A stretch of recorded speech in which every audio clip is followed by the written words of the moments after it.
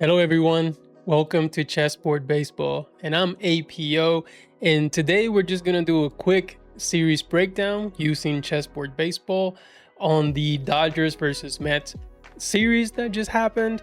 We're just gonna look at the different Chessboard Baseball scores, and again, this only applies to the hitters, so it doesn't apply to pitchers or anything like that. So when we go over who was the MVP of the series, this is not to mean who, like a pitcher. Maybe an MVP of the series could have been Yamamoto or Otani or Robleski. Maybe Robleski was probably it, right? 8 innings pitch with not allowing a run.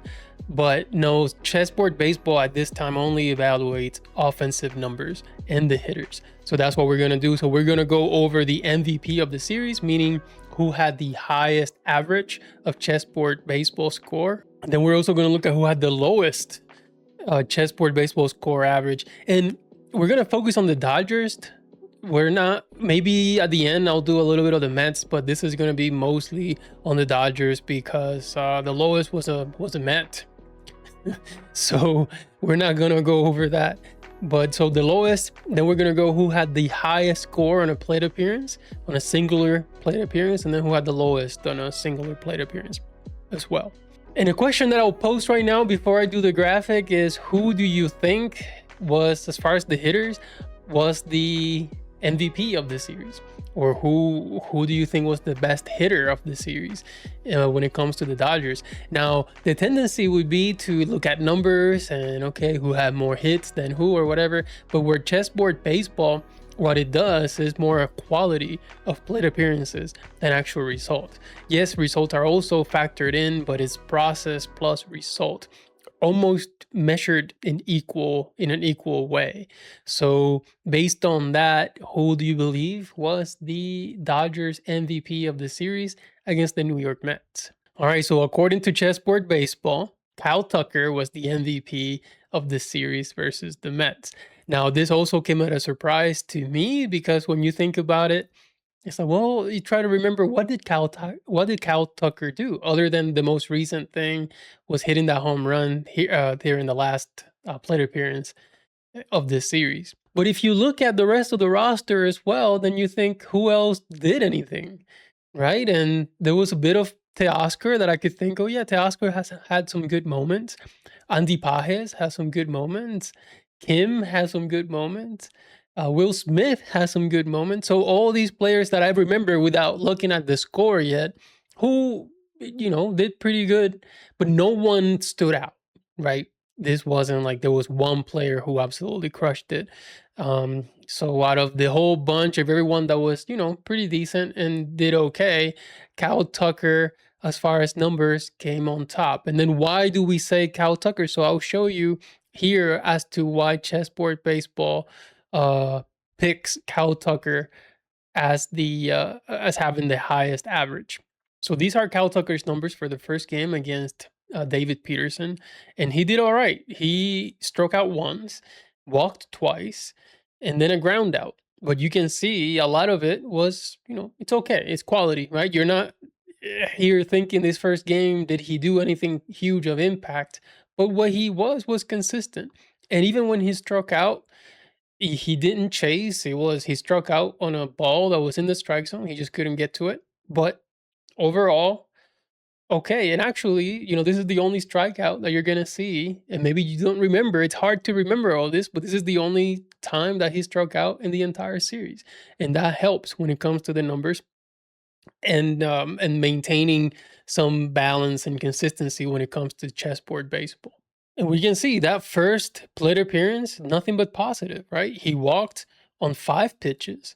So he's all 4 balls, and then he fouled a pitch that was in the strike zone. So solid plate appearance. Then he grounded out twice. Okay, didn't strike out, still putting the ball in play, not hitting into double play, just okay, but making contact on pitches again in the strike zone. And then his 4th plate appearance, he singled with runners in scoring position. So second game, solid game as well. Not doing crazy, right? Not doing too much. You don't see a home run, you don't see doubles, triples, but you see production, consistency in his approach. And then here was last night's game. against Clay Holmes. Look at that first plate appearance. 8 pitches off the bat. He's leading off the game, and the pitcher has to throw 8 pitches to get him out and fly it out. But again, 8 pitches. And then the second, he grounded out. The third one, he flied out. Fourth one, he flied out again. And then finally, the fifth one is where he hit his first home run with the Dodgers. Again, no more strikeouts. Yes, that third plate appearance is considered a bad plate appearance. He just swung at a pitch outside the strike zone, which was for a foul, but they caught it in foul territory. And, that gave him a bad plate appearance because of, swinging at the first pitch type thing. But this is pretty much it for Kyle Tucker. And yeah, he was the highest scoring chessboard baseball player of the series. Now let's look at who had the lowest average for the series. So here we go. Here are the Dodgers. I don't have a fancy graphic for the players who had the lowest score. And really, Muncy, so it was Max Muncy. Max Muncy had the lowest average for chessboard baseball for this series. His plate appearances were pretty bad. I mean, for the most part, right? That first game, and you can see his numbers here on the first game. -5, -3, 1, and 3. I mean, that is pretty bad. And then he did a little bit better for the second game, and then a little bit better for the fourth game, but still not enough to overcome how bad it was that first game. So I have to explain these numbers down here because, yes, chessboard baseball separates players by tiers. So some players like Ohtani has the queen designation. Some players like Muncy and Tucker and Smith have a rook designation, so on and so forth. Meaning that when chessboard baseball grades, they grade on a higher curve, meaning that they get higher scores. However, when we average everything out, so this is what this column this row at the top represents. It's just their true tier score. So for a queen, for rooks, for knights, whatever their designation may be.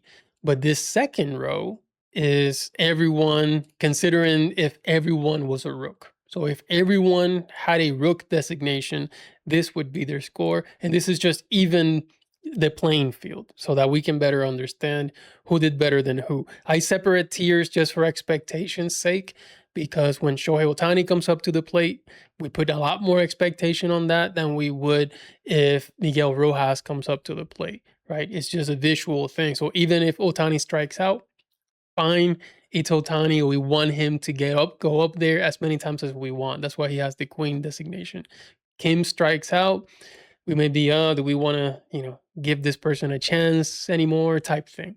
Just we do this as fans as we watch the games. But anyways, this second row is everyone as a rook. So yes, Max Muncy had a 5.09, which again, it's not too bad, but he did have the lowest score. I mean, if we look at Ohtani, it was a 5.88, and Shohei Ohtani really didn't do much this series either. Freeland, 5.33, was, again, some of the lowest performing players. And then here we see Tucker, right? Tucker edged out Rojas by a little bit, but then Rojas only had 5 plate appearances, so it's hard for me to grade someone who had 5 plate appearances with someone who had 13 plate appearances. So, but Rojas, yeah, whenever he had his opportunity, came through. Same thing with Russian, right? 10.5, excellent, but only 4 plate appearances. Kim was great in 6 plate appearances, 9.33. Hernandez, I was super impressed. Now, Hernandez has been having a good season, don't get me wrong, but his chessboard baseball scores tend to be a little bit lower just because of some of his plate appearances. Like, look at this, -7. He's the only one who had a -7 all series. So that being the lowest individual plate appearance for the entire team. But he did make up for it in other plate appearances, ending up with a 981, which is up there and respectable as well. But yeah, when he does bad, he does bad. When he does good, he does good. Freeman, super consistent, 861. Okay for Freeman, not too bad. Here, really, if you see anything below 5, that is really, really bad. Like, that's That's just terrible. Something's got to be done. Anything minus, especially if that's happening consistently through series, anything under 5 for the rook average, it's really bad. And then Smith, amazing, right? He just so consistent. And okay, I say amazing, but again, he didn't do anything out of this world during this series, but he still is able to sustain a really respectable average. So that is really good. So as you can see here, Andy Pajes had the highest chessboard baseball score for a singular plate appearance. So yes, edging out Kim, who had a 25. So almost Kim gets it for this series for having the highest score for a plate appearance in a series, but it goes to Pajes with 26.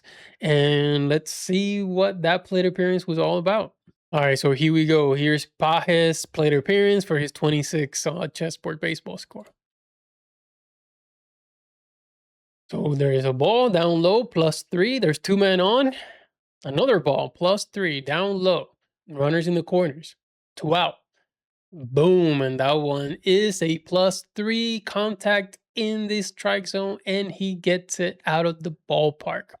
And yeah, I mean, that was also important because the Dodgers were only leading by 1. So by him hitting a 3-run home run separates. Now you got some breathing room, so it's 4-0, and that's actually how the game ended. But yeah, so 26 points for Pajes, the best for this series. It was a home run with runners on, so that's +14, and then his Bishop designation that gives him +3. And Pajes just continues to have a great season, or a great start to the season. Now, of course, conventional wisdom tells us that that's not going to be sustainable.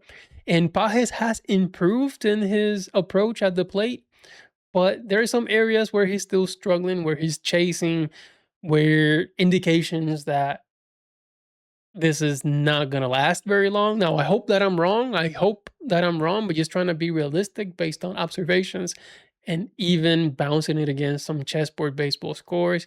And he's kind of like Teoscar, but not as bad as Teoscar.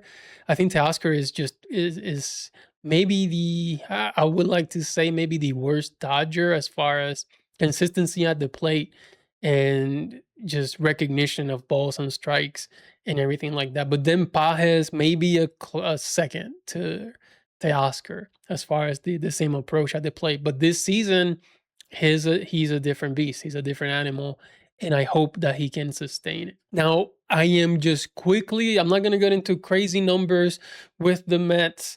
I'm just going to quickly highlight some of their numbers. So when I said anything -5 for the rook average, and here you can see that it's really bad.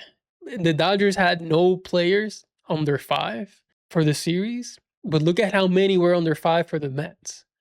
Vientos, Polanco, Pham, Beatty, all under 5. And even at 5 something, Robert was also really bad.